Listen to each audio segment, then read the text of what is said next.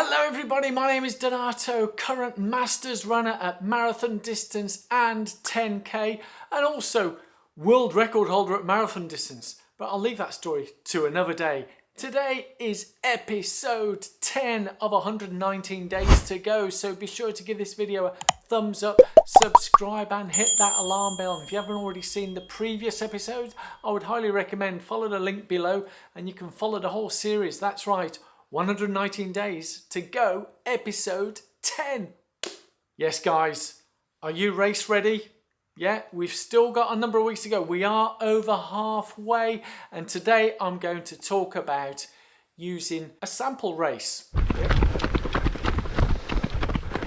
What do I mean by a sample race? Last week you may have seen my race day video of the Hereford 10 mile. Now, whilst it was a race event, running event, I didn't race it. I just used it as experience in terms of running at a particular pace, what my training plan shown.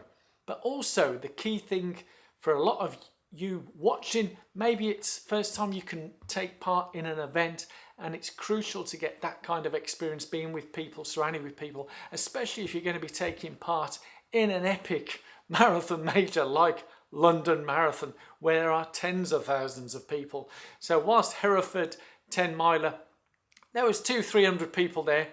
Yep, it's similar type things experience, but also with that you can get to try out all different things, like in terms of being with people, hydration, taking on energy, which I'm going to talk about now. I've got a whole host of electrolytes here, energy gels, and also Haribo. You know, that might be a go-to energy fuel for you guys. Or chew blocks. Leave it in the comments below. What do you use during marathon runs in terms of keeping your energy up? Because we need to take on regular amounts of carbohydrates to keep our energy level up so that we don't hit that proverbial wall. So what do I have here? There's a whole host. I've gone through these before, but I have a new entry.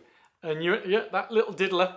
Now, Haribos aside, they do taste yummy, and I know some people use Haribos, Jelly Babies, whatever, energy to take in. Some people don't like chewing on solids and they need something a bit more liquid form.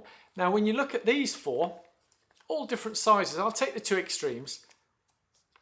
You see these different sizes, but they both have the same carbohydrate intake in there. So there's different constituents in there. Obviously, some are a bit more liquid than others. Some are a bit more thicker substance, but you need to try them. This particular one that I'm going to be trying, Velo Forte Tempo. So the flavour for this one is dates, lemon and ginger. And I did try this yesterday on one of my mini long runs, and it tasted lovely. It does recommend that you take water with after to wash it down so it can absorb into your system quicker, which I did, and it felt great. No effects on my tummy. And again, this one, SIS, I know a lot of people use SIS. This one is Torque, and this one is Hilltop Energy. I think when I mentioned about the amount of energy, this one might have a little bit more than the others. Most of these have around 22 grams of carbohydrates. And there is a science about how much we should be taking on, but it is dependent on the pace that we run at. What do I mean by the pace that we run at? Yes, when you're out training, you won't be running at race pace all the time, so we don't need to take on that same amount of energy that we would during the actual event when we are racing. I wouldn't say flat out marathon, because it's all about the endurance and it's all about feeling comfortable as we go along. And now, as your long runs are getting progressively longer, we're going to be getting into some juicy ones. Have you done a 20 mile yet? Have you been out? I'll talk about the 3-hour rule. Have you done a 3-hour run yet, or a little bit over 3 hours? I'd love to hear from you in the comments below. For me, I haven't quite got to the distances yet, but I am getting close. I think this particular Sunday it's about 27 kilometers, and I do have an event, a 20 mile event, 32 kilometers, which will be the night and 20. And again, on my training plan, it's at long run pace, which for those of you who track on heart rates, for me, it's sort of in the middle section, shall we say. Zone 2, maybe a little bit zone 3, depending on where you're at, but it's keeping it consistent and keeping it steady, which is what I was doing at the Hereford 10 miler. For me, the way I combined that as a training run and getting the actual event in, the training plan said, quite serendipitously, and that's why I booked it, and thank you Chris Wayman, great to see you at the Hereford 10. If it wasn't for his tip, I wouldn't have even found out about that particular event. So the training for that day for me was saying 26 kilometers, 26 kilometers long run.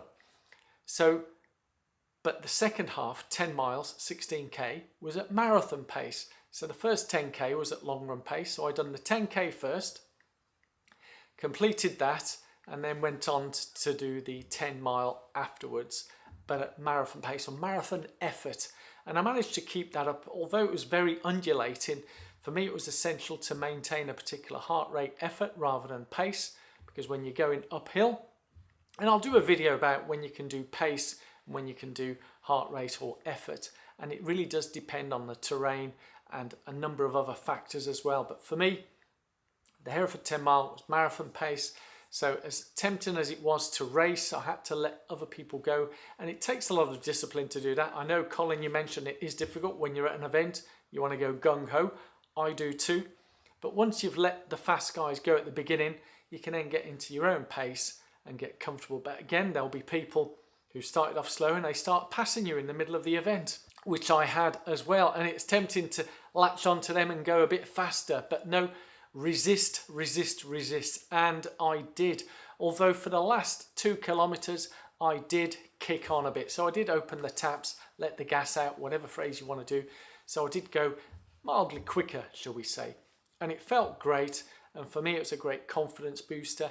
And I got to try the new Endorphin Pro 3 for the second time, but just at marathon pace rather than race pace, which I did at the Not the Roman 9 Stratford Athletics Club, where I was running all out in that one. So yes, that was me using the events. 119 days to go. I know, episode 10, week 10 this was. So how far have we got to go? Not far to go. Not far to go. You can almost taste the event coming, but these are now coming into crunch weeks, and I'd love to hear from you.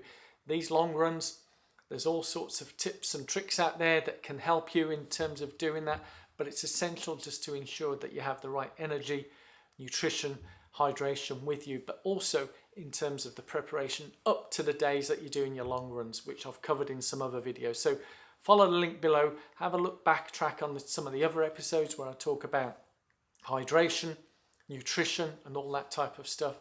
And also I look forward to sharing with you next week, episode 11. Yes, episode 11. It feels like a bit of a marathon, this particular series that we're doing, yeah?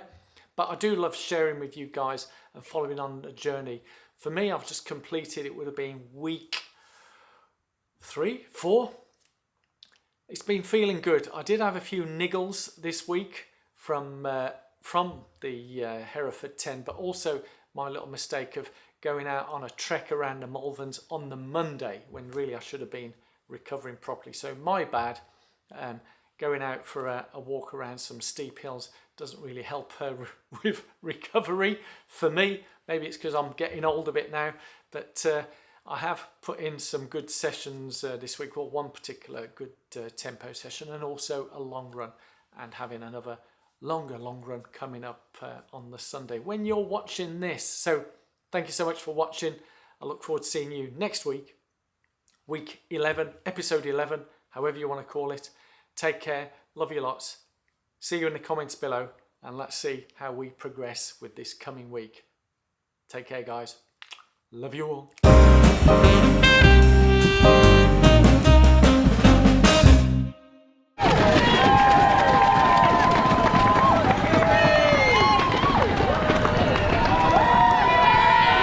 Scooby-Doo! Cheers, mate.